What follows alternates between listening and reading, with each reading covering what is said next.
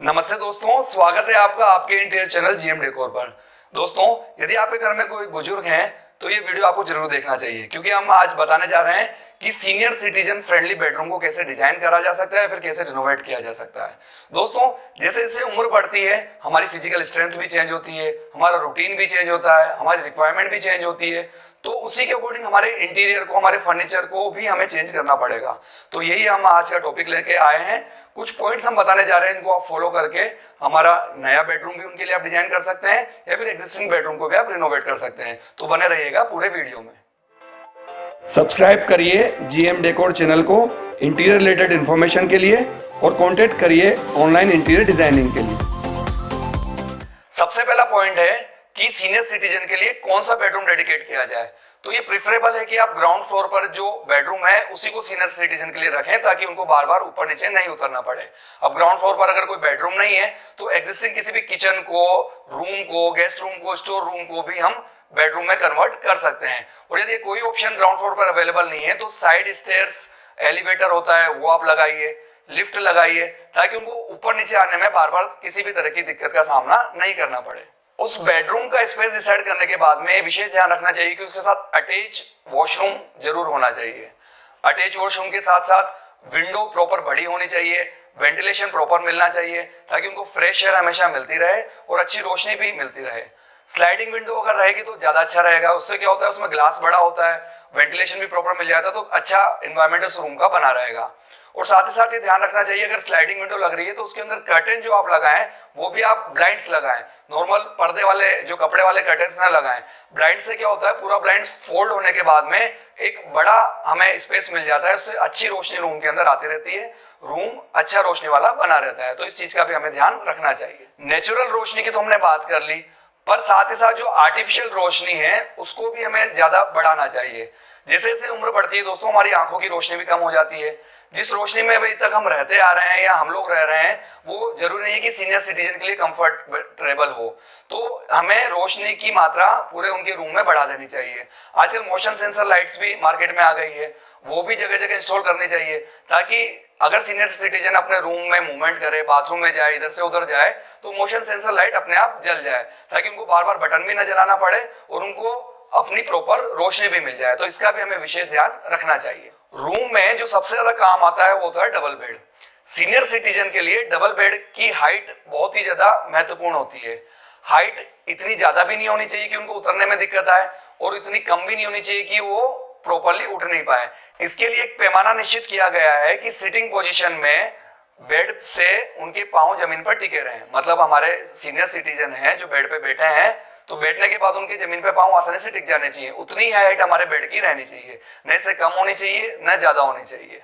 इसी के अकॉर्डिंग हमें बेड बनाना चाहिए। अब हम चाहें तो एग्जिस्टिंग बेड की हाइट को बढ़ा या कम भी कर सकते हैं, नया बेड भी बना सकते हैं, और मार्केट में आजकल हाइट एडजस्टेबल बेड भी आ गए हैं, उसको भी हम ला सकते हैं।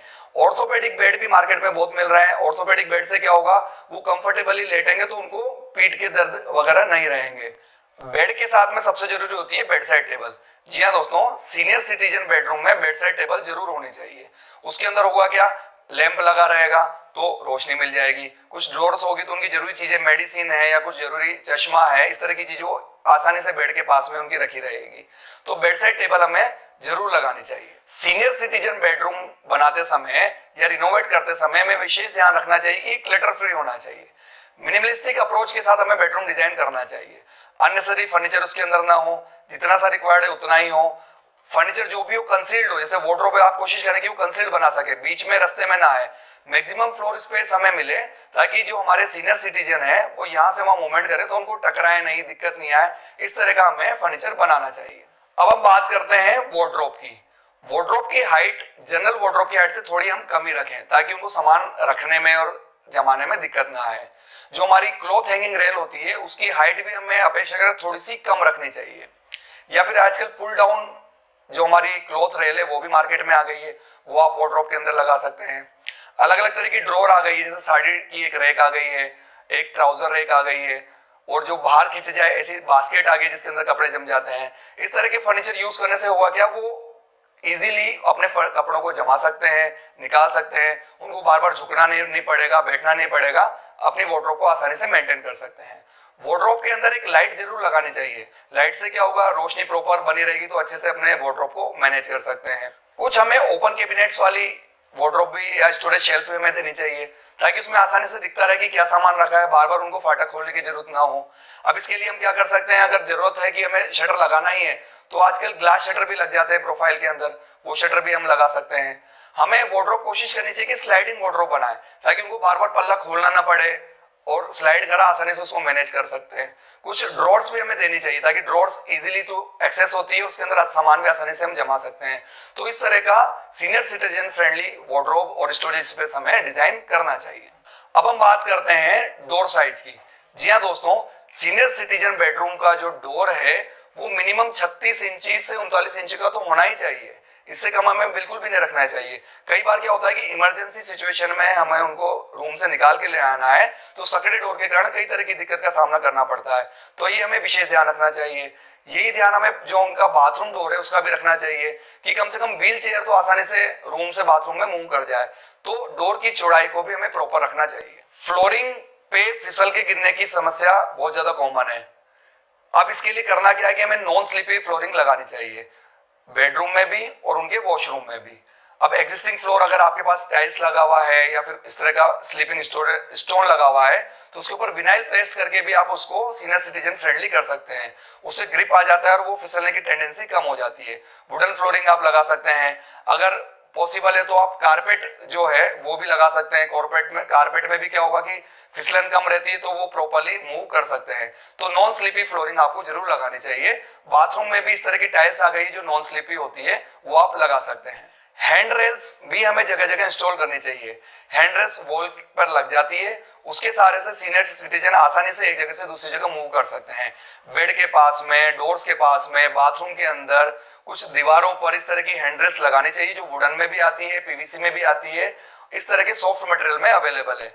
आज के दौर में कई तरह की स्मार्ट एसेसरीज आ गई है, उनको भी यूज करके आप senior citizen friendly bedroom design कर सकते हैं।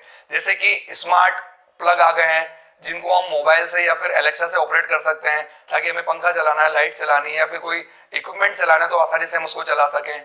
सिक्योरिटी के लिए भी सीसीटीवी कैमरा लगा सकते हैं। इमरजेंसी अलार्म सिस्टम हम उनको दे सकते हैं। चार्जिंग के लिए जो चार्जिंग पैड्स आ गए हैं वो आप दे सकते हैं। इस तरह के स्मार्ट डिवाइस यूज करके भी आप हमारे सीनियर सिटीजन बेडरूम को कंफर्टेबल बना सकते हैं। एक एक्स्ट्रा सीटिंग का प्रोविजन सीनियर सिटीजन के बेडरूम में जरूर होना चाहिए। अब ये सोफा हो सकता है या फिर कोई आराम कुर्सी हो सकती है या फिर रेक्लाइनर हो सकता है, ये हमें जरूर देना चाहिए ताकि वो आराम से उसको यूज कर सकें। साथ ही एक छोटी सी हमें सेंटर टेबल भी देनी चाहिए ताकि वो आराम से कुछ भी खाना पीना है या कुछ रखना है तो उस पर रख सकें। दोस्तों, सारा प्लानिंग करने के बाद में जो हमारे सीनियर सिटीजन का बेडरूम है उसके कलर का भी हमें विशेष ध्यान रखना चाहिए। जो ये कलर है सूदिंग होने चाहिए, कूल होने चाहिए, ज्यादा वाइब्रेंट कलर हमें काम में नहीं लेने चाहिए। किस तरह के कलर काम में ले सकते हैं, जैसे कि ऑफ व्हाइट कलर काम में ले सकते हैं, मिंट ग्रीन कलर काम में ले सकते हैं, ब्राउन कलर काम में ले सकते हैं।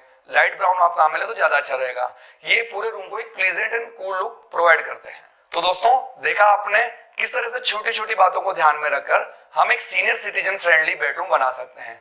उससे होगा क्या, हमारे जो बुजुर्ग हैं वो आसानी से सेल्फ डिपेंड बन के अपने रूम में रह सकते हैं, अपना काम खुद कर सकते हैं, हर चीजों को इजीली एक्सेसिबल कर सकते हैं, उनकी सेफ्टी बनी रहेगी और खुशी खुशी हमारे साथ रह सकते हैं। तो दोस्तों, आपके घर में भी कोई बुजुर्ग है तो जरूर आप उनके अकॉर्डिंग अपने बेडरूम को रिनोवेट कराएं। और आप चाहते हैं कि सीनियर सिटीजन फ्रेंडली बेडरूम हम आपके लिए डिजाइन करके दें तो हमारे पास भी सर्विस अवेलेबल है। आप नीचे दिए गए नंबर पर कॉल करके हमसे बेडरूम डिजाइन भी करा सकते हैं। इस तरह की और भी वीडियोस देखने के लिए आप बने रहिए हमारे जीएम डेकोर चैनल पर। और जी हाँ दोस्तों, प्लीज आपके कमेंट जरूर भेजिएगा ताकि हम हमारे वीडियो को उसी अकॉर्डिंग अपग्रेड कर सकें। आज का वीडियो देखने के लिए आपका बहुत बहुत धन्यवाद। नमस्ते, वंदे मातरम।